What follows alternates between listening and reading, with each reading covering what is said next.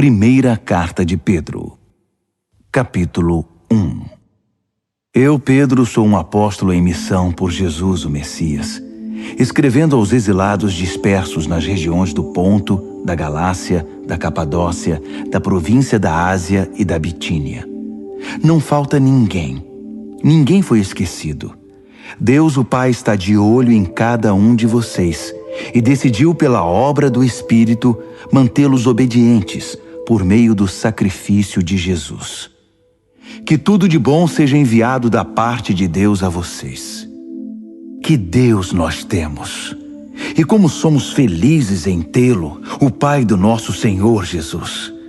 Pelo fato de Jesus ter ressuscitado dos mortos, recebemos uma vida nova e temos tudo na vida, até mesmo um futuro no céu, que começa agora.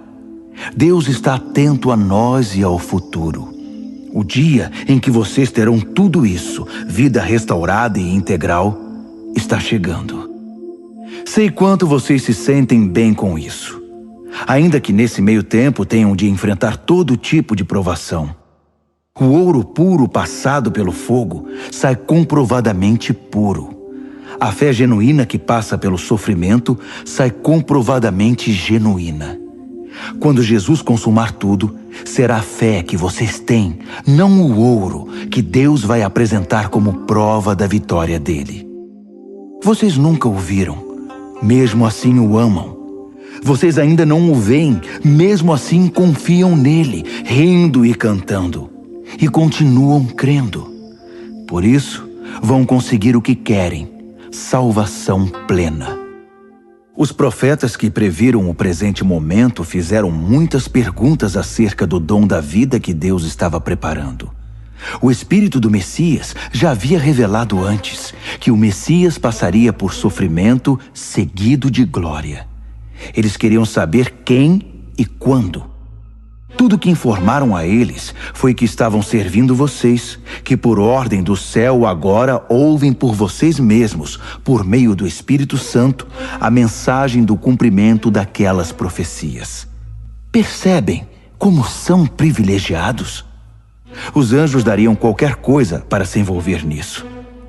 Por isso, arregassem as mangas. Ponham a mente para funcionar e estejam prontos para receber o dom que está para chegar com a vinda de Jesus. Não se acomodem aos velhos caminhos do pecado, quando vocês só faziam o que queriam. Naquele tempo, vocês não conheciam nada, mas agora conhecem.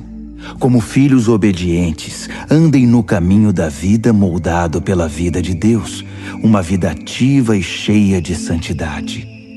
Deus disse: eu sou santo, então sejam santos. Vocês pedem ajuda a Deus e Ele atende. É um bom pai. Mas não se esqueçam de que é também um pai responsável e não vai deixar que vocês vivam na lama.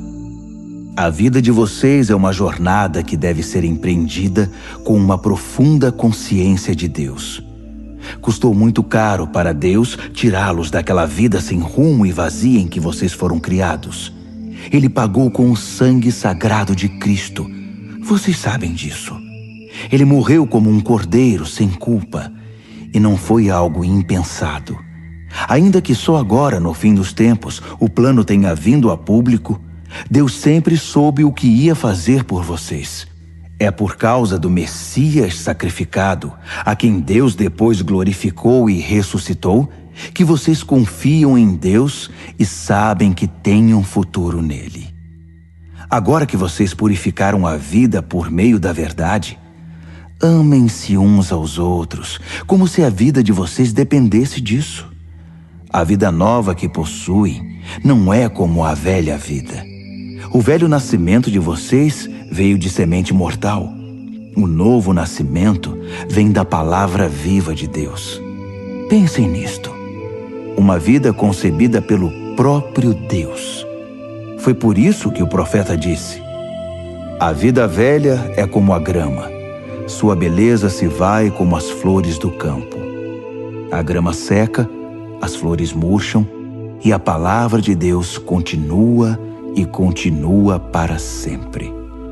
Essa é a palavra que concebeu a nova vida em vocês. 1 de Pedro, capítulo 2. Por isso, limpem a casa. Tratem de varrer tudo que é malícia, fingimento, inveja e comentários maldosos. Vocês já provaram de Deus. Agora, como bebês de colo, bebam a pura bondade de Deus e assim crescerão maduros e completos em Deus. Bem-vindos à pedra viva, à fonte da vida. Os pedreiros olharam para ela e a desprezaram, mas Deus lhe deu um lugar de honra. Apresentem-se como pedras para a construção de um santuário cheio de vida, em que servirão como sacerdotes, oferecendo a Deus vidas aprovadas por Cristo. As Escrituras dizem: Vejam, estabeleço uma pedra em Sião, uma pedra de canto em lugar de honra. Quem tem essa pedra como base nunca irá se arrepender. Para quem confia nele, ele é a pedra de que podemos nos orgulhar. Mas para aqueles que se recusam a confiar nele, a pedra que os pedreiros rejeitaram é agora a principal pedra de fundação. Para quem não confia, ela é uma pedra de tropeço, uma rocha bloqueando o caminho. Eles tropeçam e caem, porque se recusam a obedecer como foi predito. Mas vocês são os escolhidos de Deus, escolhidos para a alta vocação do trabalho sacerdotal e para serem um povo santo. São instrumentos de Deus para fazer sua obra e falar por Ele, e para contar a todos quanta diferença Ele fez na vida de vocês. De nada para alguma coisa, de rejeitados para aceitos. Amigos, este mundo não é a casa de vocês. Por isso não se sintam à vontade nele. Não deem espaço para o ego à custa da sua alma. Vivam uma vida exemplar entre os descrentes, para que o comportamento de vocês refute o preconceito deles. Então, eles serão conquistados para o lado de Deus e estarão lá para participar da festa quando Ele vier. Deixem o Senhor orgulhoso de vocês, sendo bons cidadãos. Respeitem as autoridades, qualquer que seja o nível delas. Elas são emissárias de Deus, responsáveis por manter a ordem.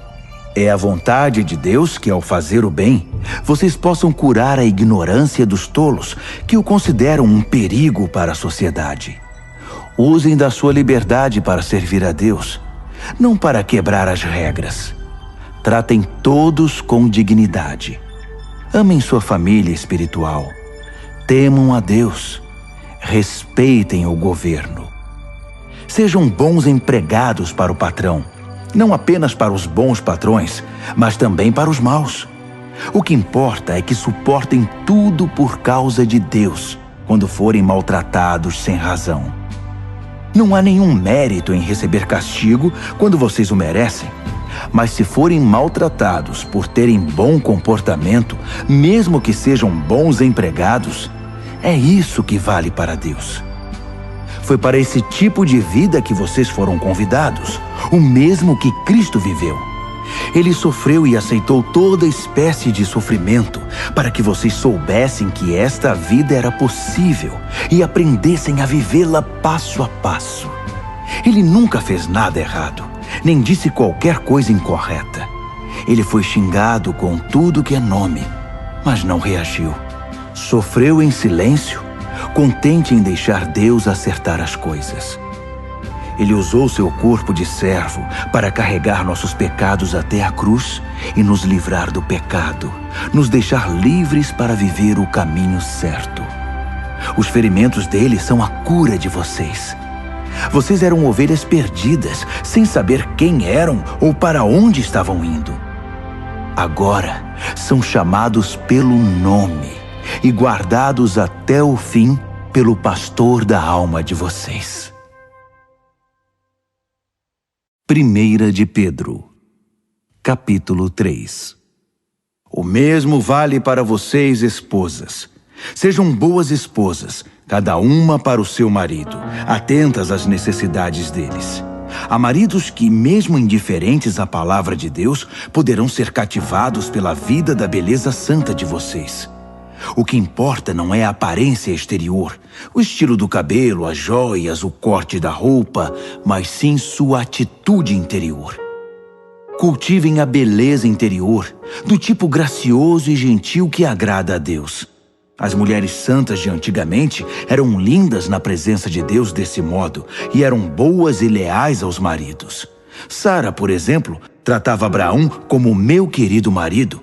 Vocês serão verdadeiras filhas de Sara se fizerem o mesmo, sem ansiedade e sem acanhamento. O mesmo vale para vocês, maridos. Sejam bons maridos, cada um para a sua esposa. Não deixem de honrá-las, nem de se alegrar com elas. Sendo mulheres, elas não têm alguns dos privilégios de vocês. Mas na nova vida, sob a graça de Deus, vocês são iguais. Portanto, tratem a esposa iguais a vocês, para que suas orações não sejam daquelas que nem passam do teto. Resumindo, sejam agradáveis, simpáticos, amáveis, compassivos, humildes. Isso vale para todos, sem exceção. Nada de retaliação, nada de língua afiada para o sarcasmo. Em vez disso, abençoem, que é a obrigação de vocês. Assim serão uma bênção e também receberão bênçãos. Quem quer abraçar a vida e ver dias cheios de bem, eis o que tem de fazer. Não diga nada maldoso ou capaz de ferir.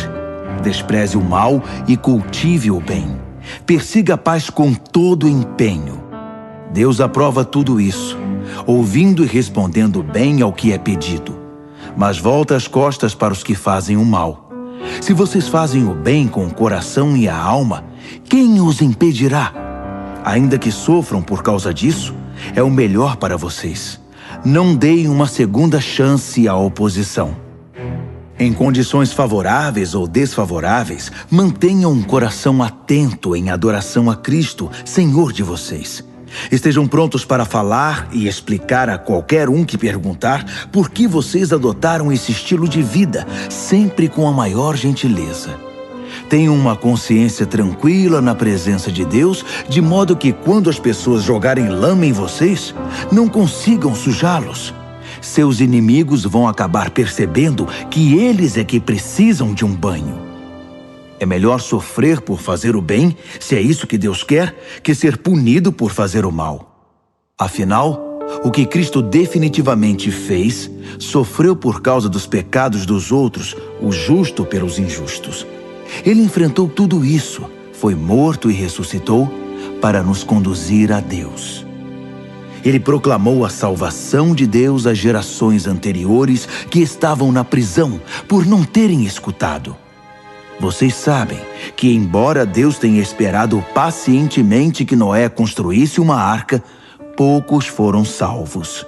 8, para ser exato, salvos da água pela água. A água do batismo faz o mesmo por vocês, não por limpar a sujeira da pele, mas por apresentá-los diante de Deus com uma consciência pura por meio da ressurreição de Jesus. Jesus tem a última palavra sobre tudo e todos, de anjos a exércitos. Ele está com Deus, e o que ele diz, acontece. 1 de Pedro, capítulo 4. Portanto, considerando que Jesus passou por tudo que vocês estão passando e até mais, aprendam a pensar como ele. Pensem no seu sofrimento como uma maneira de abandonar o velho hábito pecaminoso de querer conseguir as coisas do modo de vocês. Assim serão capazes de viver livres para buscar o que Deus quer, em vez de serem escravizados pelos próprios desejos. Vocês já viveram aquela vida que ignorava Deus. Festas toda noite, bebedeiras e depravação.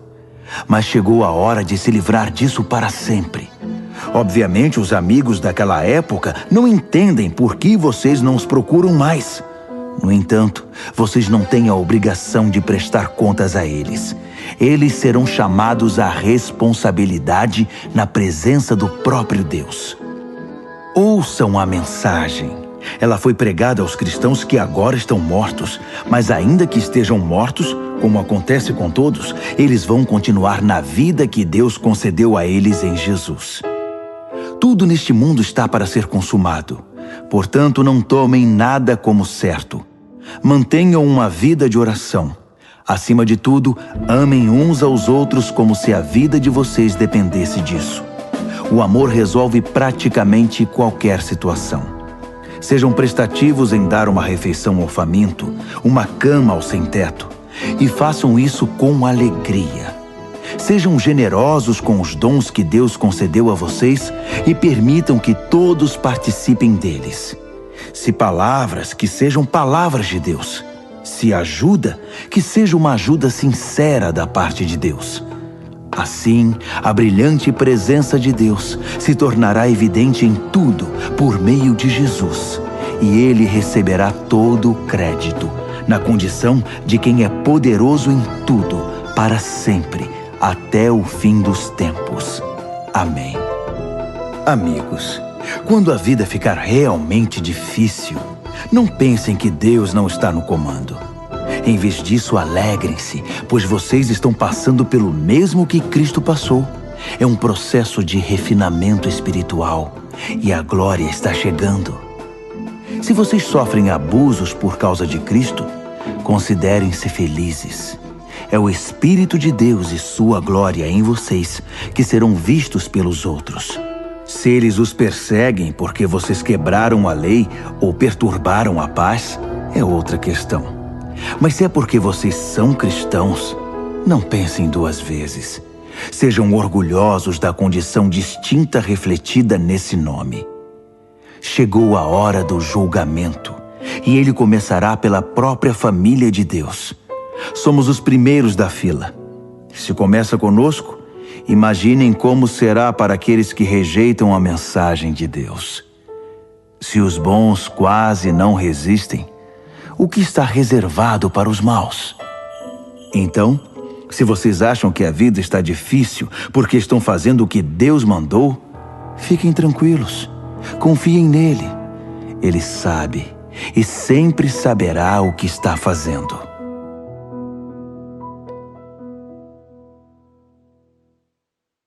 Primeira de Pedro, capítulo 5.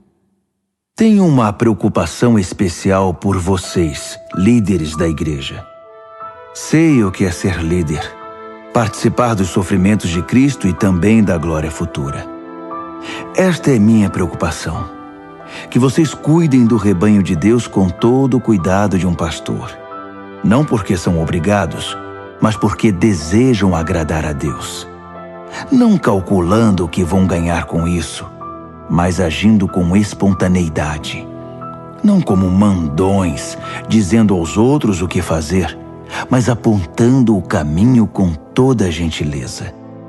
Quando Deus, que é o melhor pastor de todos, manifestar ao mundo seu domínio, ele verá que vocês agiram corretamente e não economizará elogios. E vocês que são mais jovens devem seguir seus líderes. Mas todos vocês, líderes e liderados, devem ser humildes uns diante dos outros, pois Deus é contra os orgulhosos, mas tem prazer em pessoas simples. Portanto, contentem-se com o que são e não empinem o nariz. A mão de Deus é forte e está sobre vocês. Ele os exaltará no tempo certo. Vivam livres de preocupação na presença de Deus. Ele toma conta de vocês. Tenham uma mente tranquila, mas estejam sempre atentos. O diabo está querendo atacar e não quer outra coisa senão apanhar vocês desprevenidos. Não baixem a guarda. Vocês não são os únicos a enfrentar momentos difíceis. Acontece o mesmo com muitos cristãos ao redor do mundo. Por isso, fiquem firmes na fé. O sofrimento não vai durar para sempre. Não na presença de um Deus generoso, que tem grandes planos para nós em Cristo, planos eternos e gloriosos. Ele vai conservá-los unidos e firmes para sempre. Deus tem a última palavra. Sim, Ele a tem. Envio esta breve carta a vocês por meio de Silas, um irmão muito confiável. Tenho a maior consideração por ele. Escrevi do modo mais claro e veemente que pude. Essa é a verdade generosa de Deus. Recebam-na de braços abertos. A igreja no exílio aqui comigo, mas nem por um momento esquecida por Deus, quer ser lembrada por vocês. Marcos, que é como um filho para mim, envia saudações. Abracem todos aí. A paz seja com vocês, a todos os que andam nos caminhos de Cristo.